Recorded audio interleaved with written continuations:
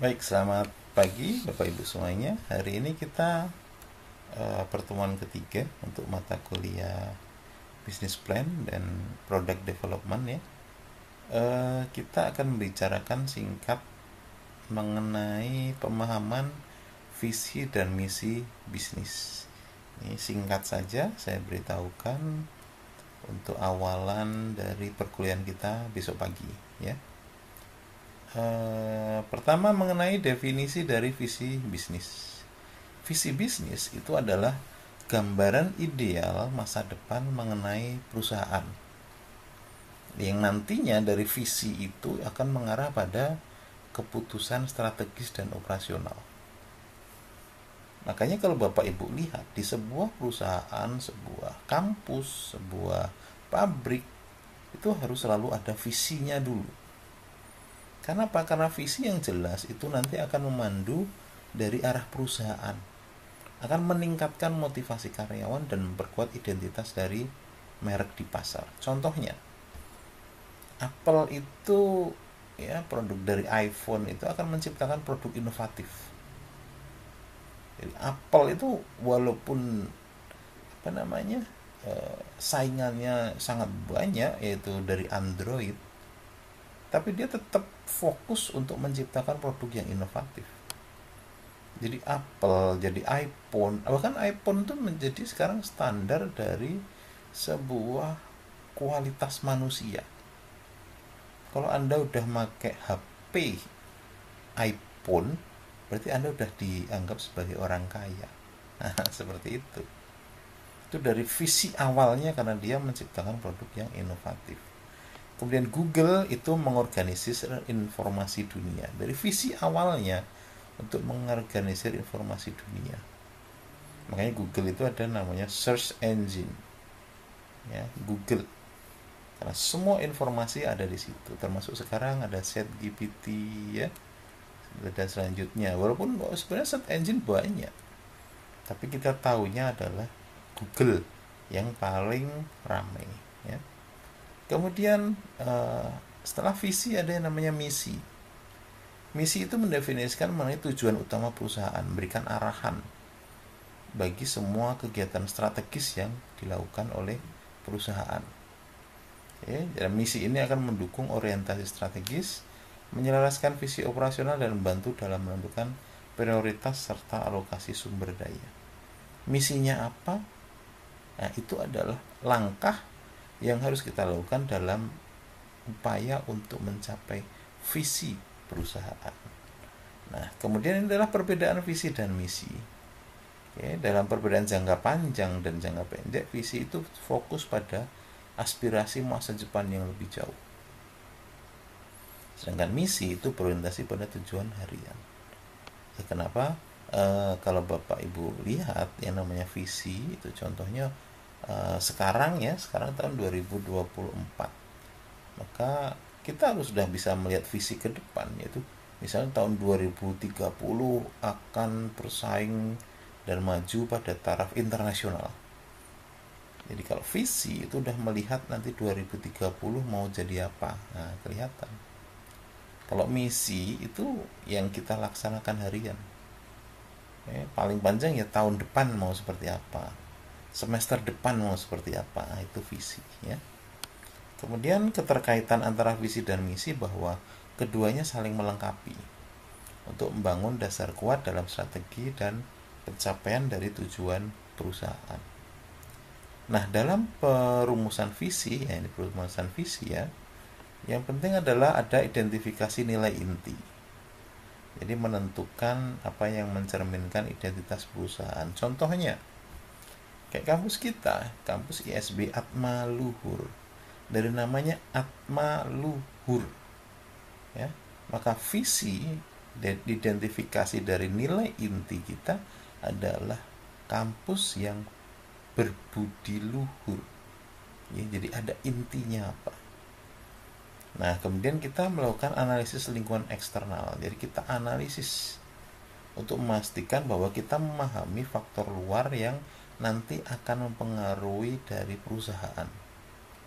Nah, kemudian kita melakukan analisis internal, yaitu mengevaluasi kekuatan yang ada di dalam kita itu seperti apa. Itu dalam rangka untuk mencapai visi tadi. Oke, kemudian jadi kita punya sumber daya alam, sumber daya alam dan sumber daya manusia seperti apa, kemudian kita butuhnya seperti apa, biar bisa tercapai visi nanti kita seperti apa. Ya, itu namanya analisis lingkungan internal. Nah, tahap perumusan dari visi itu adalah menetapkan sasaran yang jelas dulu. Sasarannya apa harus jelas dulu. Kemudian kita mengidentifikasi audiens, ya, mencari tahu audiens itu yang dilayani seperti apa, konsumennya seperti apa, kebutuhan mereka itu apa, gitu. Kemudian habis itu baru kita melakukan pengembangan produk atau jasa dari perusahaan kita yang kita tawarkan. Ya, jadi dalam perumusan visi itu harus mencakup informasi mengenai produk atau jasa yang ditawarkan, harus jelas. Ya, kemudian keterkaitan dari visi dan misi itu mereka saling menguatkan, jadi membentuk kerangka strategis yang menyokong pencapaian tujuan perusahaan secara keseluruhan. Mereka melakukan sinergi dalam implementasinya dan mempunyai dampak terhadap budaya perusahaan. Oke, kemudian tahap perumusan misi itu adalah dengan hampir sama ya dengan visi tadi. Tapi ini intinya bahwa pada visi itu jangka panjang, sedangkan pada misi itu jangkanya paling 1 semester atau 1 tahun seperti itu. Jadi untuk misi itu cepat kita lakukan evaluasi. Ya, setiap semester kita evaluasi, setiap 1 tahun kita evaluasi apa yang salah, ya seperti itu. Kemudian keterkaitan visi dan misi, bahwa visi dan misi saling menguatkan, ya, terdapat sinergi dalam implementasinya. Oke. Kemudian dampak visi pada strategi bisnis. Nah, visi itu digunakan sebagai pendorong strategi. Visi yang kuat akan menciptakan kerangka strategi dari bisnis yang kuat juga. Jadi dengan visi yang kuat itu kita akan tahu bahwa kita bisa membuat keputusan yang jelas, sumber daya kita yang kita butuhkan apa, dan kita punya berapa, dan sebaiknya kita alokasikan yang untuk bagian ini berapa, bagian itu berapa, kita sudah jelas. Kemudian kita perlu motivasi juga untuk tim. Jadi visi itu digunakan untuk motivasi juga orang yang ada di dalam perusahaan kita. Karena saat kita mungkin kan semangat itu ada down, ada up juga ya. Jadi tidak selamanya dalam sebuah bisnis itu kita selalu semangat. Kadang kalau ketemu masalah itu kita jadi down, jadi masalah. Wah gimana ya kok produk nggak laku, wah gimana ya kok mahasiswanya sedikit gitu ya, mungkin kalau di kampus ya. Jadi kalau kita kemudian mengingat, kita punya misi nih, pada tahun 2030 kampus kita harus terakreditasi A misalnya. Nah, ada visi itu membuat kita menjadi termotivasi. Udah cukup deh kita murungnya, mari kita semangat lagi. Nah, seperti itu. Itu fungsi dari visi. Nah, kemudian misi, hubungan misi dalam kinerja, misi yang jelas berkontribusi pada kinerja tinggi perusahaan. Nah, balik lagi tadi, karena misi itu jangka waktunya sedikit, jadi sebenarnya dari misi itulah nanti dari misi yang bagus itu akan tercapai sebuah visi yang bagus juga. Karena misi dalam setengah tahun, dalam 1 tahun, kalau dia berjalan dengan bagus, maka misi yang 10 tahun ke depan juga akan bagus.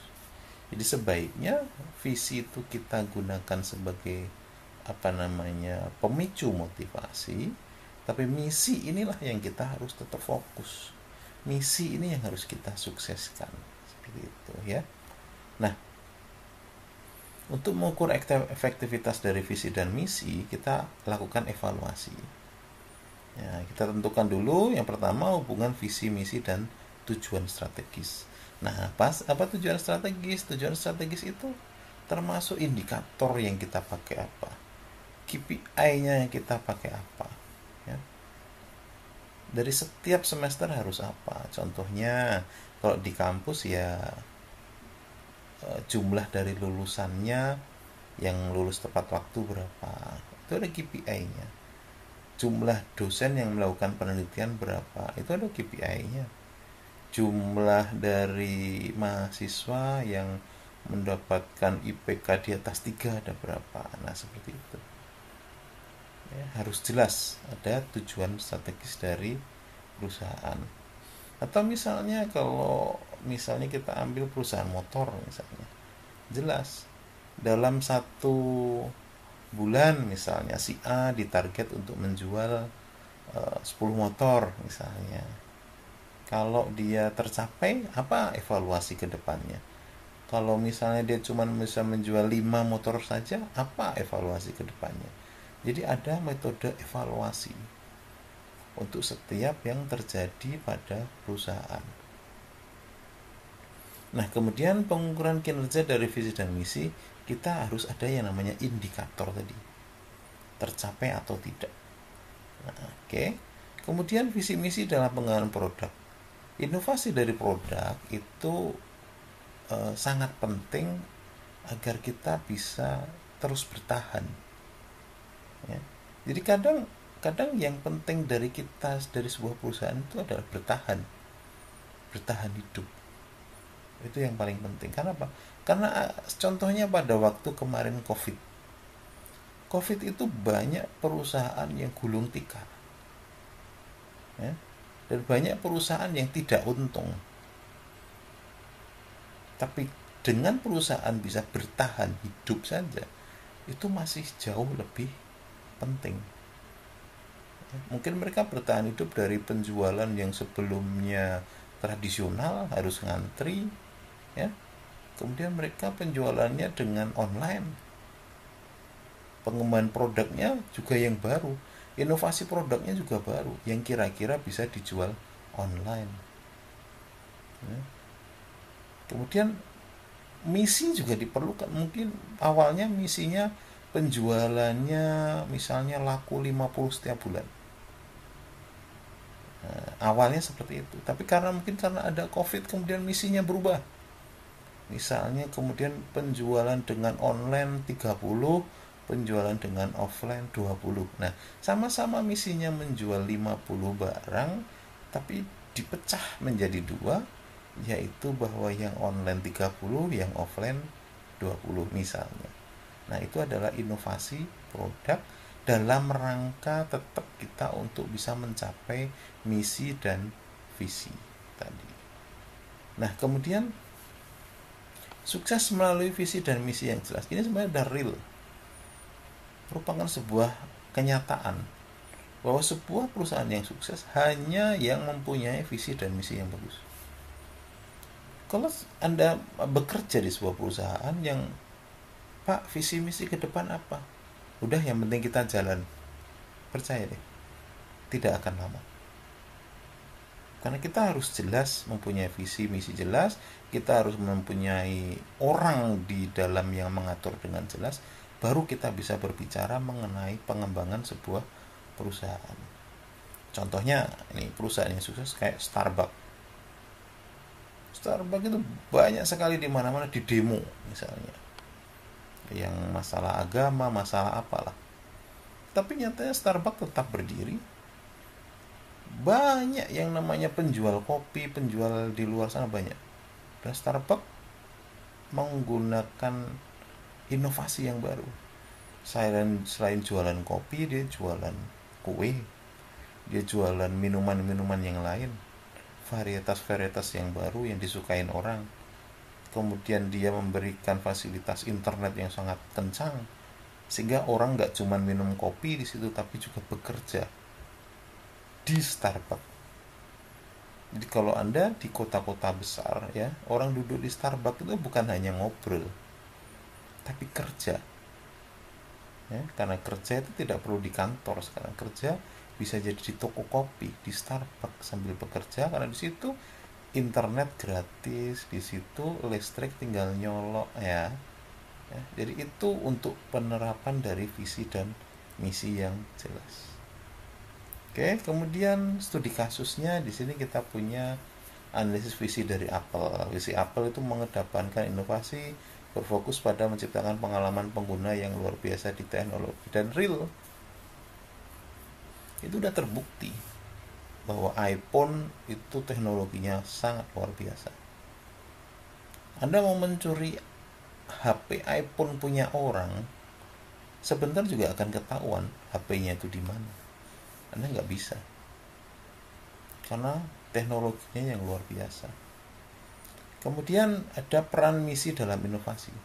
Jadi misi Apple itu mengarahkan pengembangan produk, menciptakan pekerjaan baru dan kemajuan teknologi di industri.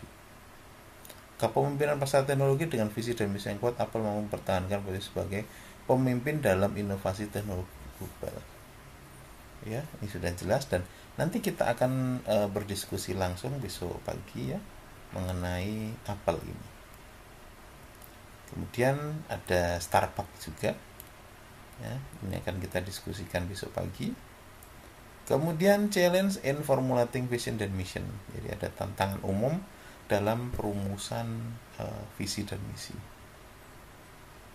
Oke, kemudian mengatasi hambatan kreativitas untuk mendorong brainstorming dan kolaborasi dalam membantu mengatasi hambatan kreativitas dalam merumuskan visi dan misi. Merumuskan visi dan misi itu sebenarnya ya setengah-setengah lah. Kalau dibilangin mudah ya enggak, kalau dibilangin susah juga enggak juga. Karena yang jelas dari masing-masing stakeholder harus jalan, harus berkumpul bersama, harus berdiskusi, apa sih misi kita, apa sih visi kita, apa sih yang mau kita capai. Makanya kemudian visi dan misi itu boleh dirubah. Kalau ada masukan baru, ada umpan balik dari karyawan atau stakeholder, oh misinya ganti ini deh, oh visinya ganti ini, dan itu boleh saja. Karena apa? Karena situasi eksternal dan situasi internal itu bisa berubah. Itu yang Anda harus tahu. Ya.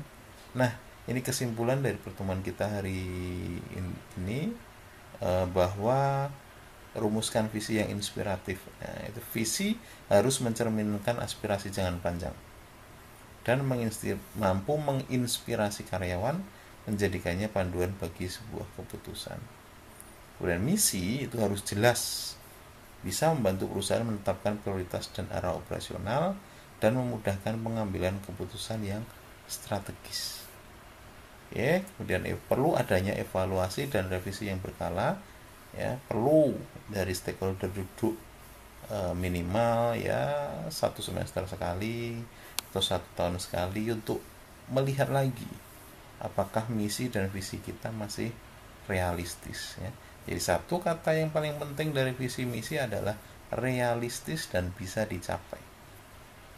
Oke, itu aja mungkin sedikit yang akan kita bicarakan besok pagi. Ya, terima kasih. Selamat pagi.